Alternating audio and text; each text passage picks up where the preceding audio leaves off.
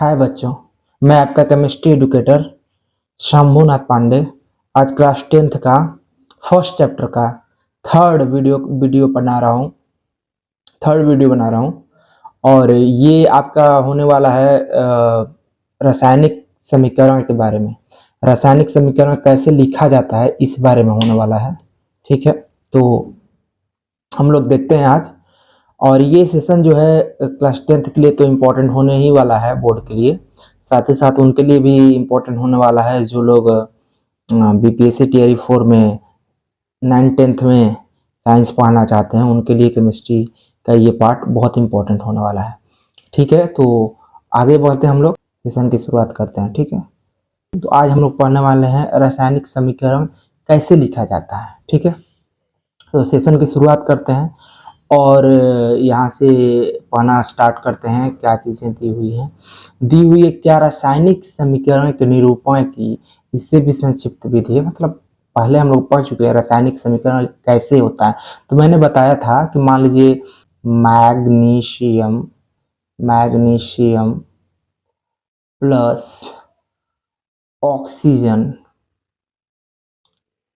और क्या बनाता है मैग्नीशियम। ये क्या बनाता है तो मैग्नीशियम ऑक्साइड बनाता है, ऑक्साइड। ठीक है, तो इतना बड़ा जो है हम लोग क्या लिखना पसंद करेंगे? नहीं करेंगे, ये बेहतर नहीं है तरीका। इतना बड़ा जब हम लोग समीकरण लिखेंगे सिर्फ, तो बाकी चीजें कहाँ लिखेंगे? वो जो अभिक्रियाएं होती हैं उनमें तो बहुत सारी चीजें होती हैं। तो उसको कैसे दर्शाया जा सकता है? तो उसको इस तरीके से दर्शाया जा सकता है, इस तरीके से दर्शाया जाएगा। कैसे? ये शॉर्ट में उसका क्या लिखेंगे हम लोग? केवल संकेत लिखेंगे, mg। ठीक है, इसको एक नया पेज लेके मैं बताता हूँ कि मान लीजिए आपको लिखना है कोई अभिक्रिया, तो उसको आप ऐसे लिखेंगे उसके समीकरण को। ठीक है, ये बनाएगा MgO, बेसिकली 2MgO बनाएगा, यहाँ 2 ले लो। तो ये चीजें जो होती हैं इस तरीके से हम लोग लिखते हैं शॉर्ट में। और इससे पहले जो मैंने बताया था पिछले क्लास में, वो आप लोग जा करके वीडियो देख लीजिएगा, अदरवाइज समझ में नहीं आने वाली ये सब बातें। तो उसमें मैंने बताया था मैग्नीशियम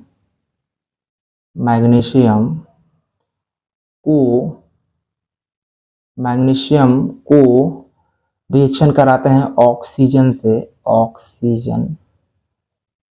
तो क्या बनता है? इससे बनता है मैग्नीशियम ऑक्साइड। ठीक है, मैग्नीशियम ऑक्साइड। तो इस तरीके से पहले बताया गया था, लेकिन इसको हम लोग कैसे लिख सकते हैं? इसको हम लोग लिख सकते हैं इन संकेतों की जैसा, यहाँ पे जो मैंने लिखा है इस तरीके से आप इसको लिख सकते हैं। पिछले क्लास में कैसे मैंने बताया था रासायनिक समीकरण को कैसे लिखा जाता है, देखिए यहाँ मैंने बताया था, तो वो मैं आपको दिखा ही देता हूँ उदाहरण के तौर पर। ऐसे मैग्नीशियम प्लस ऑक्सीजन अभिकारक है, ये दोनों बनाता है क्या? Magnesium oxide. लेकिन इसको अब कैसे लिखेंगे, उसको नया तरीका में कैसे लिखेंगे, तो वो यहाँ मैं बता रहा हूँ आपको, वो यहाँ बता रहा हूँ। इस तरीके से अब हम लोग लिखने वाले हैं। नया तरीका जो है वो इस तरीके से होने वाला है। तो यही यहाँ कह रहा है कि क्या जो हम लोगों ने पीछे लिखा था वो अच्छा तरीका था लिखने का? इसको नहीं, उससे और संक्षिप्त में हम लोग लिख सकते हैं। क्या करके? इसके सूत्रों को लिख करके, सिर्फ शब्दों की जगह पे रासायनिक सूत्र का उपयोग करके रासायनिक समीकरणों की अधिक संक्षिप्त बनाया जा सकता है रासायनिक समीकरण को, और साथ ही साथ उसको और उपयोगी बनाया जा सकता है। तो यहाँ लिखा हुआ है कि शब्दों की जगह रासायनिक सूत्र का, ये सब सूत्र होते हैं रासायनिक, उपयोग करके रासायनिक समीकरणों को अधिक संक्षिप्त बनाया जा सकता है और उपयोगी भी बनाया जा सकता है। तो ये संक्षिप्त हो गया, बहुत छोटा, देखो इतना ही जगह में आ गया। आगे कहा जा रहा है कि रासायनिक समीकरण किसी रासायनिक अभिक्रिया को दर्शाता है। कोई रासायनिक अभिक्रिया अगर होने वाली है तो उसको ही क्या दर्शाता है? रासायनिक समीकरण। आप मैग्नीशियम ऑक्सीजन तथा मैग्नीशियम ऑक्साइड के सूत्र को स्मरण कर उपरोक्त, मतलब वही जो मैंने बताया ऊपर में, उन चीजों को ऐसे आप लिख सकते हैं। यहाँ पे जो अभी नीचे दी हुई है, यहाँ पे इस तरीके से आप लिख सकते हैं। ठीक है, ये ऑक्सीजन हो गया, ये मैग्नीशियम हो गया। इसको मैं मिटाता हूँ बहुत ज़्यादा समझाने के चक्कर में घेर दिया।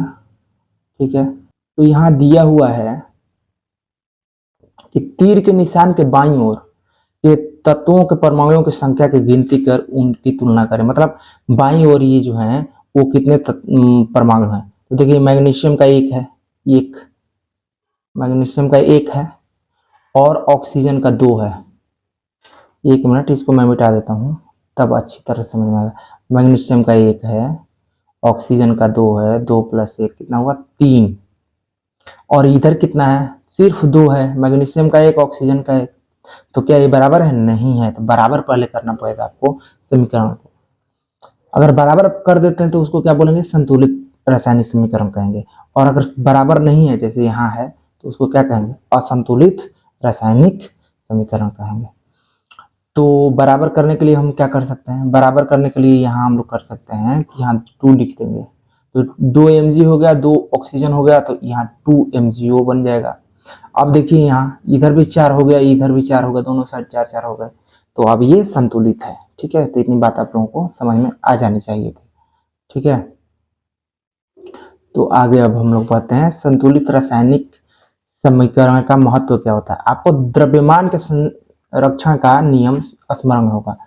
द्रव्यमान का संरक्षण क्या होता है, मैंने बताया था कि अगर आप मान लीजिए पानी बनाते हैं, ऑक्सीजन को और हाइड्रोजन को, ये हाइड्रोजन हुआ ये ऑक्सीजन हुआ, दोनों को अभिक्रिया करा के तो क्या बनता है हमारा, तो बनता है H2O।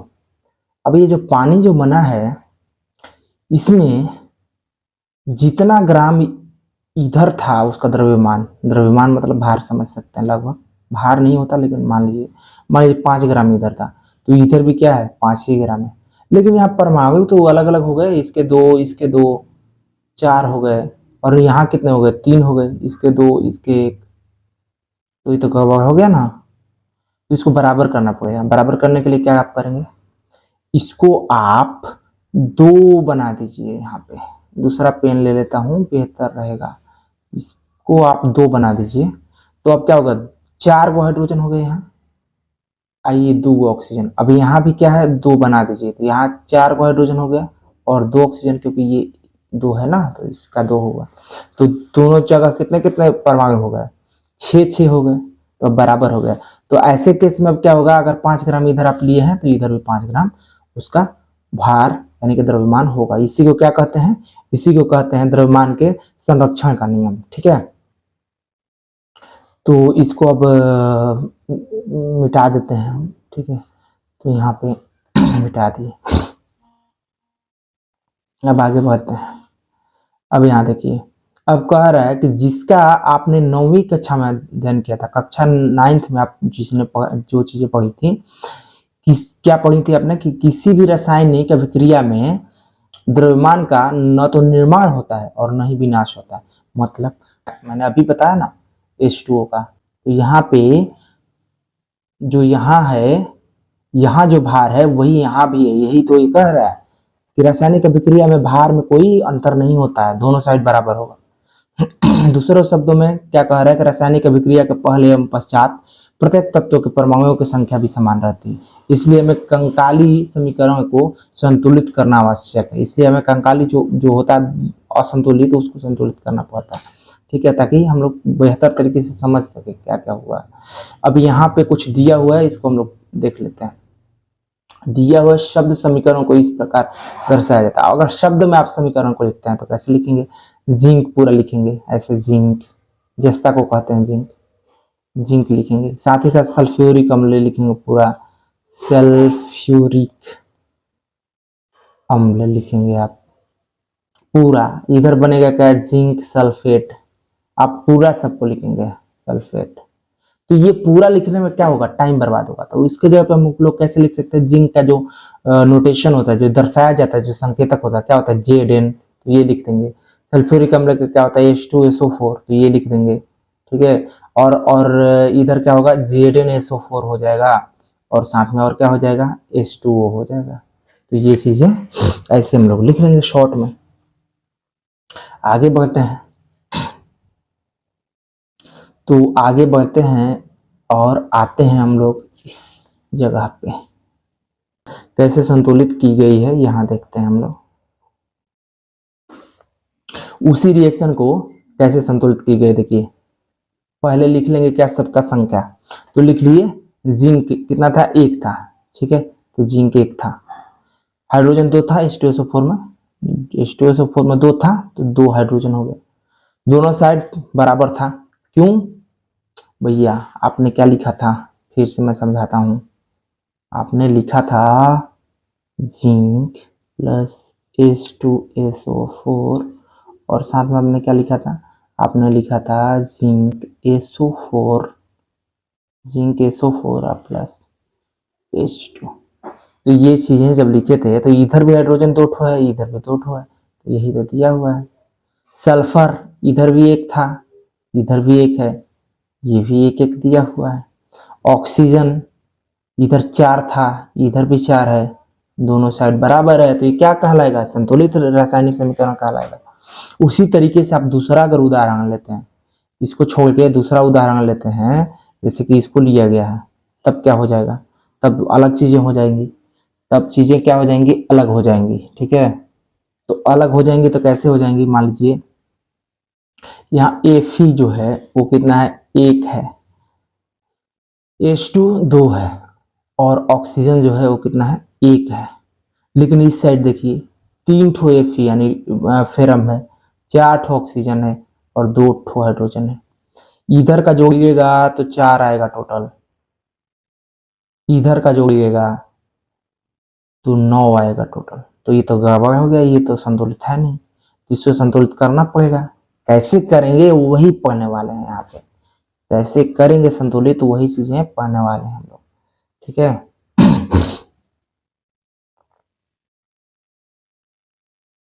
तो यहाँ देखते हैं कैसे पढ़ेंगे। यहाँ दिया हुआ पहला चीज, रासायनिक समीकरणों को संतुलित करने के लिए सबसे पहले प्रत्येक सूत्र के चारों ओर एक बॉक्स बना लीजिए, जितने भी सूत्र हैं उनके चारों तरफ ऐसे बॉक्स बना लीजिए, ठीक है।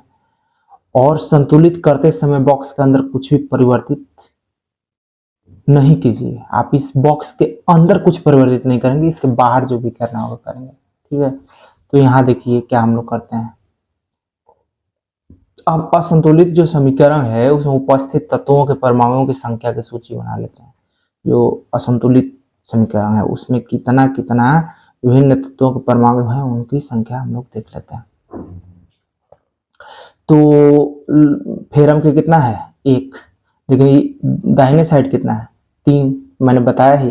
हाइड्रोजन का बाएं साइड दो और दाहिने साइड दो, बाएं साइड ऑक्सीजन एक लेकिन दाहिने साइड चार, ये तो गड़बड़ हो गई। तो इसको जब हम लोग क्या करेंगे, जब इसको सीधा करेंगे, सही करेंगे, संतुलित करेंगे, तो सुविधा के लिए सबसे पहले परमाणु वाले यौगिकों को पहले संतुलित करना चाहेंगे हम लोग। अधिक परमाणु वाले जो यौगिक हैं उनको सबसे पहले हम लोग संतुलित करना चाहेंगे। तो सबसे अधिक किसका है परमाणु, ऑक्सीजन है, जाहिर सी बात है ऑक्सीजन है, उसी का तो सबसे ज्यादा है। तो हम क्या करेंगे,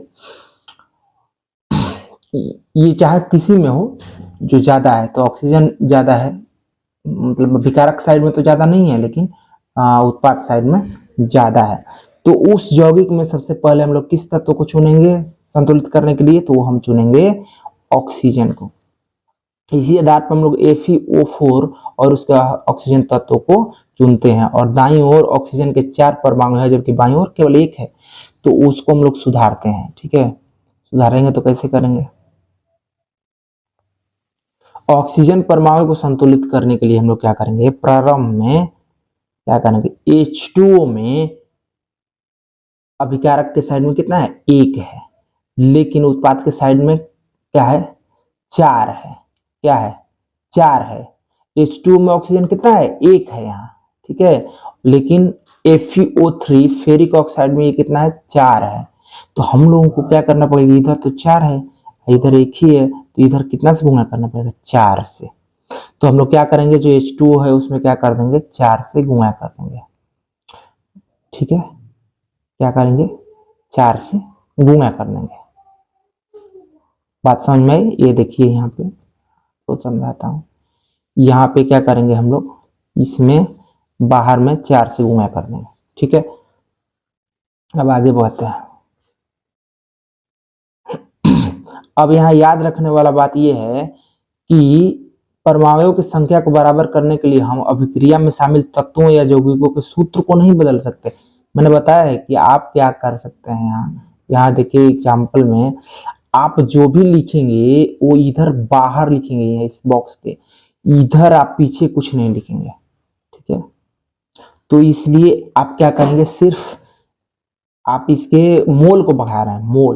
मोल एक मात्रक है जो मापता है परमाणु के या फिर अणु के क्या मात्रा को, ठीक है। तो आप केवल आगे बढ़ा लिखेंगे, कुछ भी लिखेंगे तो पीछे ये जैसे 4 लिखा है ये सब आप नहीं कर सकते, यहाँ 3 लिखा है ये सब आप नहीं हटा बढ़ा सकते, केवल आप आगे लिख सकते हैं। तो यहाँ हो गया। अगले पेज पे चलते हैं हम लोग। तो अगले पेज पे जब आते हैं तो यहाँ देखिए क्या दिया हुआ है। संतुलित करने के लिए हम 4 गुणांक लगाकर 4:2 लिख सकते हैं। तो ये मैंने बता ही दिया, ऐसे कर सकते हैं। तो आंशिक रूप से ये संतुलित हुआ अभी, क्योंकि अभी एफ वाला तो नहीं हुआ, एफ यहाँ 3 ठो है, यहाँ एक ही है, तो उसको भी तो करना है। अब क्या करेंगे, अब एफ तथा एच परमाणु अब भी संतुलित नहीं है, इनमें किसी एक तत्व को चुनकर आगे बढ़ते हैं। दोनों में से किसी एक को ले लेंगे, या तो एच को बराबर करेंगे या फिर एफ को। तो पहले मतलब किसी एक को ही ना करेंगे, या तो एच को करेंगे या फिर एफ को। तो पहले हम लोग एच को करते हैं। तो एच किस में है, H2 में है। H2 ही तो दिया हुआ है, हाँ ये तो किस में है, ये H2 में है। तो H2O में H इस साइड कितना हम लोग 4 लिख दिए तो हो गया। उसके बाद तो पहले से 2 था, H2 था तो 2 था पहले से, और 4 और लिख दिए, 4 दूना 8 हो गया, इधर 8 हो गया, लेकिन इधर 2 ही था, इधर H2 पहले से 2 ही था। तो यहाँ भी क्या करेंगे, 4 लिख देंगे। मेन जो फॉर्मूला है उसमें हम लोग, तो मेन फॉर्मूला क्या था, Fe प्लस H2O और फिर क्या था Fe3O4, साथ में था H2। तो हम लोगों ने क्या किया है कि यहाँ पे 4 लिख दिया है। अब 4 लिख देती तो हाइड्रोजन 8 हो गया, इधर कितना है 2 है, तो इधर भी क्या लिखेंगे, 4 लिखेंगे। तो हाइड्रोजन भी अब हो गया बराबर। अब अगला में देखेंगे, अब Fe को बराबर करना है, तो Fe इधर कितना है 3, इधर कितना है 1, तो इसमें भी 3 से गुणा कर देंगे, ये भी हो जाएगा। अब समीकरण क्या हो गया, संतुलित हो गया। तो पहले जैसे जैसे ये बताया गया है इस तरीके से आप करिएगा तो आपका गलती नहीं होगा। तो फिर क्या किया जाता है, तीसरा लिया जाता है Fe को, और यहाँ पे देखते हैं हम लोग इस साइड क्या है, लेफ्ट हैंड साइड 1 है और राइट हैंड साइड 3 है। तो इधर 3 से गुणा कर देंगे तो इधर भी 3 हो जाएगा। तो अब देखिए ये 3 यहाँ गुणा हो गया, यहाँ 4, यहाँ 4, और ये पूरा का पूरा गिन लीजिए बराबर हो गया। कैसे, ये देखिए 3Fe हो गया, 8 हाइड्रोजन हो गया, 4 2 जा 8, और ऑक्सीजन हो गया 1 4 जा 4, तो 4 ये हो गया। और इधर भी देखिए 3Fe हो गया, 4 ऑक्सीजन हो गया और 8 हाइड्रोजन हो गया। आप पूरा जोड़ के देख लीजिए बराबर हो गया, 8 3 11 4 15, इस साइड 15 हुआ, इधर 3 4 7 और 8 15, इधर भी 15 हो गया, 15 हो गया, दोनों साइड बराबर हो गया। तो अब क्या हो गया, ये संतुलित हो गया। अब भी इसको क्या करना है हम लोगों को, तो अंत में हमें क्या करना होता है वो देख लीजिए। तो अंत में इस संतुलित समीकरण की जांच हम लोग करते हैं, तब आगे बढ़ते हैं। तो उसके लिए क्या करेंगे, हम समीकरण में दोनों ओर के तत्वों के परमाणुओं की संख्या का परिकलन करेंगे। तो वही मैंने गिन के जोड़ करके बता दिया ना, इधर भी 15 है, इधर भी 15 है। जब 15 आ गए तो समझ लीजिए कि ठीक है, यह समीकरण अब संतुलित है। और रासायनिक समीकरणों को संतुलित करने की इस विधि को क्या कहते हैं, हीट एंड ट्रायल विधि। क्या कहते हैं, हीट एंड ट्रायल विधि कहते हैं, ठीक है। क्योंकि सबसे छोटी पूर्णांक संख्या के गुणांक का उपयोग करके ही हम लोग क्या करते हैं, समीकरणों को संतुलित करते हैं। मतलब ये नहीं कि आप यहाँ 12 लिख दिए और यहाँ भी 12 लिख दिए, अब भी तो बराबर हो जाएगा, 12 2 जा 14, 12 2 जा 14, मतलब 12 दूनी 24, 12 दूनी 24, अभी भी हो जाएगा। वैसे नहीं करना, आपको छोटा से छोटा लेना है जिससे ये संतुलित हो जाए, छोटा से छोटा संख्या यहाँ लेना है। तो आज हम लोगों ने क्या सीखा, हमने सीखा कैसे किसी समीकरण को संतुलित किया जाता है, ठीक है। तो आज हम लोग यही सेशन का एंड करेंगे, ठीक है। तो मैं आप लोगों से ये बात कहना चाहूँगा कि आप लोग मेरे चैनल को, जो कि आपका है, आपके हेल्प के लिए बनाया गया है, मेरा जो नॉलेज है मैं वो आपको दान में दे रहा हूँ कि आप लोग उसको ले करके और उसका फ़ायदा उठाइए। मेरे पास जितना भी नॉलेज है, ठीक है, तो ये आपका ही चैनल हुआ, आपके फ़ायदे के लिए। इसको सब्सक्राइब करवाइए, करिए, और अपने दोस्तों से करवाइए, शेयर कीजिए, वीडियोज़ को लाइक कीजिए, ठीक है।